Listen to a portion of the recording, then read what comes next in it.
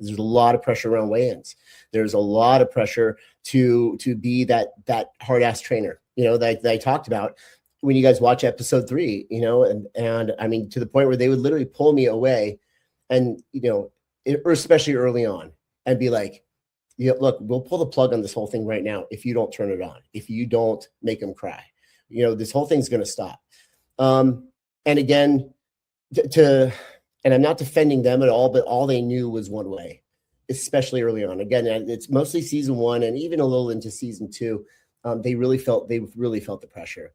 And then they backed off a little bit, especially like after Wally's episode, when he would, thank goodness I really appreciate Wally's courage to be open enough to allow us to share that journey. Because it also created an opening for everybody else so we could be real in this process. And so, but yeah, I'm telling you guys, the pressure around the weigh-ins, especially like the big milestone weigh-ins. Yeah. I mean, I showed people how to manipulate their weight. I did, especially so we could check off that box for the powers that be to keep the thing going. I showed them, and I regret it to this day. And it felt like a team effort. At first, it was like, okay, guys, look, I know we're all feeling the pressure right now. If you need to lose an extra 2 or 3 pounds for this one, or maybe 4 or 5, hey, here's how we can do it.